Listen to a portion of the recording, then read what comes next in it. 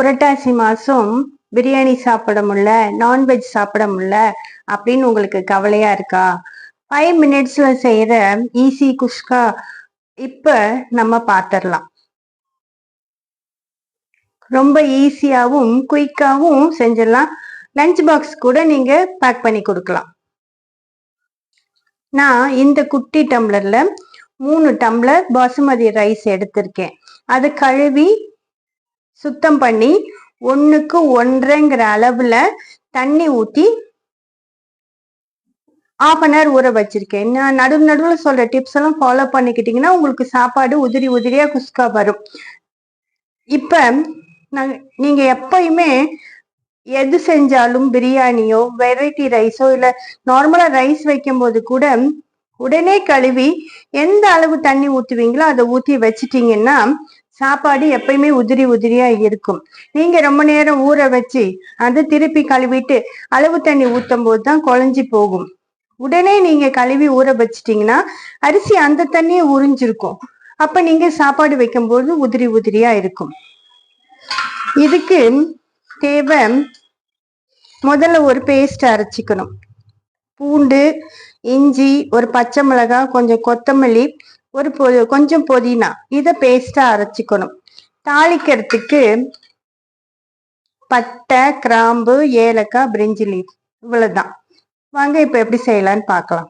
நான் அதுக்குள்ளேயும் இந்த பேஸ்டை அரைச்சிட்டு வந்துடுறேன். ஒரு குக்கர் வச்சு அது சூடானதுக்கு அப்புறம் நம்ம தாளிக்க எடுத்து வச்சிருக்க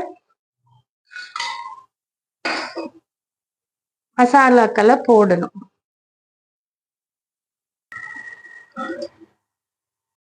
ஒரு குக்கர்ல ஒரு 3 ஸ்பூன் நெய் ஊற்றி பட்டை, கிராம்பு, ஏலக்காய், பிரிஞ்சி லீஃப் போட்டு வெங்காயம் போட்டு அந்த நம்ம பிரியாணிக்கு வதக்குவோம்ல, ஒரு ப்ரௌன் ஆகுற மாதிரி அந்த மாதிரி வதக்குங்க. எப்பயுமே இந்த மாதிரி பிரியாணி குஷ்கா இதுக்கெல்லாம் வெங்காயம் வதக்குறதுல தான் இருக்கு. இப்ப நம்ம கட் பண்ணி வச்சிருக்க தக்காளியும் அதுல போட்டு நல்லா கொலைய வதக்கி எடுக்கணும். தக்காளி குழஞ்சாதான் நல்லா இருக்கும்.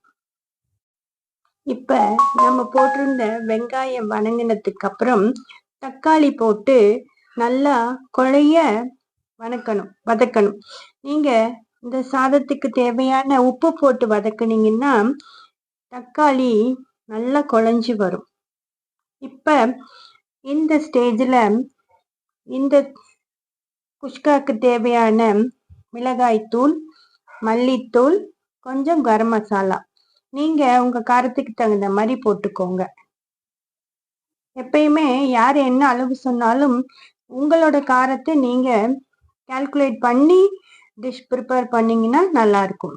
இப்ப இந்த வெங்காயம், தக்காளி எல்லாம் பச்சை வாசம் போகும்போது வதக்கி விட்டு நம்ம அரைச்சி வச்சிருக்க பேஸ்டையும் இதுல போட்டு வதக்கணும். பச்சை வாசம் போற அளவுக்கு நல்லா பச்சை வாசம் போனதுக்கு அப்புறம் இதுல நம்ம ஊற வச்சிருக்க அரிசி, இதுல ஒரு கிளிப்பிங் மிஸ் ஆயிடுச்சு. ஒரு 3 டீஸ்பூன் தயிர் மிக்ஸ் பண்ணி அந்த இதுல நல்லா வதக்குங்க. அதுக்கப்புறம் பச்சை வாசம் போனதுக்கு அப்புறம் நம்ம ஊற வச்சிருக்க அரிசி அந்த தண்ணியோட சேர்த்துட்டு கொஞ்சம் புதினா சேர்த்து மூடி வச்சுட்டு மீடியம் ஃப்ளேம்ல 2 சவுண்ட் விட்டு எடுத்தீங்கன்னா, 2 விசில் விட்டு எடுத்தீங்கன்னா நம்மளோட குஷ்கா ரெடி ஆயிடுச்சு. ஈஸியா 3 நிமிஷத்துல எப்படி ரெடி ஆயிடுச்சு பாருங்க. முதல்ல நீங்க தாளிக்கும் போது நெய் ஊற்றி தாளிச்சிங்கன்னா லாஸ்டா ஃபைனல் டச் நெய் சேர்த்துக்கோங்க. இல்லைன்னா முதல்ல நெய் தாளிச்சிங்கன்னா இப்ப வேணாம். இந்த டிஷ் எப்படி இருக்குன்னு ட்ரை பண்ணி பார்த்துட்டு உங்க கருத்துக்களை கமெண்ட் செக்ஷன்ல சொல்லுங்க.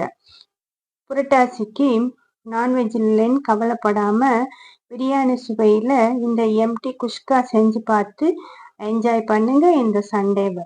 மறக்காம இதை உங்க ஃப்ரெண்ட்ஸ் அண்ட் ஃபேமிலிக்கு ஷேர் பண்ணிடுங்க. உங்க மேலான கருத்துக்களை எனக்கு சொல்லுங்க.